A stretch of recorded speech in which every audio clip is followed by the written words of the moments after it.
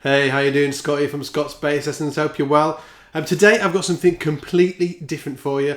I get emailed a ton about bass setups and specifically truss rod adjustment. I know bits about truss rod adjustment, but in the SBL Academy we've got a course called the Bass Setup and Maintenance Guide. Chris May from Overwatered Bassist came down and did a full course. It's over 2 hours long. And in that, he talks specifically about truss rods. And when I was doing this course with him, I was kind of just standing there. The one thing he talked about that I really got into was the history of the truss rod and the different truss rods there are.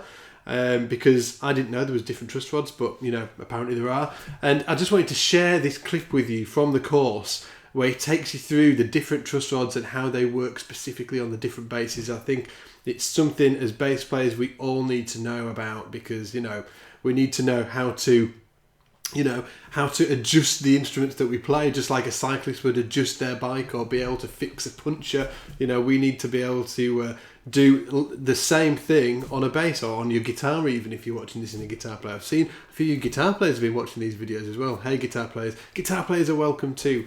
So anyway, if you do enjoy this clip, check out the SBL Academy. You can try the entire thing out for 14 days for $1.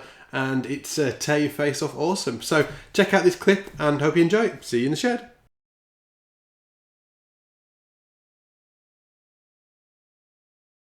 Now the next thing that's associated immediately with that is the truss rod. Now you've probably all heard about truss rods. There's all sorts of stories about what you can and can't do with truss rods. But the truss rod is only there for one thing. It's to counteract the tension of the strings. It's not for raising and lowering the action. Some people say, let the truss rod up, the strings will go up. Yes, they will, but that's not what it's for. That's what the bridge is for. Yeah. The truss rod is to balance the fact that you've got a lot of pull. There's quite a few pounds of pull on each one of those strings, and it's trying to force the neck forward. So going back into history, this type of instrument, well, not this type of instrument because it didn't exist, but guitar type instruments, double basses, cellos, they would have strings that were made out of gut. Yeah. Which is basically, sort of bits of animals, but it's but it's sort of sinews and things. But it's but the tension was lower, and also they tended to make the neck larger, so that there was more natural stiffness, and there wasn't a need for reinforcing the neck. In the early part of the 20th century, in the first couple of decades of the 20th century, steel strings started to become fairly common on both guitars and other musical instruments, and therefore the tension started to increase.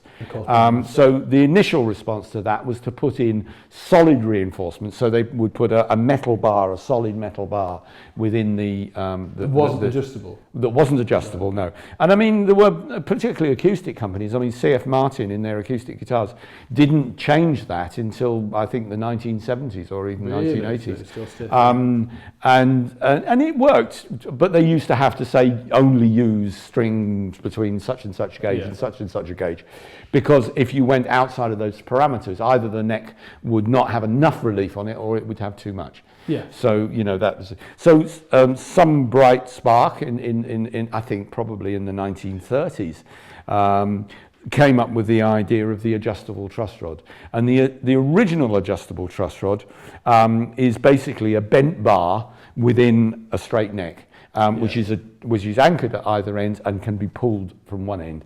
And the way that basically happened was, if you imagine the neck, there's the headstock of the instrument like that, and the neck over the length is like this.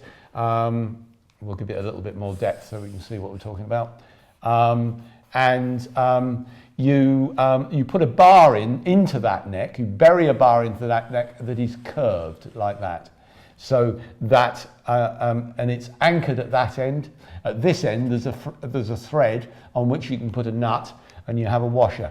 So you can shorten that bar by tightening that up. And when you shorten that bar, the only thing it can do is straighten itself. Yeah. So when the bar goes in that direction, the neck goes with it, if you see what I mean. So you push against the tension of the strings, which is trying to take the neck in that way, by tightening the bar, you take the neck back in that direction. And that was so like it pulls it straight. that was the And that's early the version. well. I mean, it's the principle on which all truss rods work.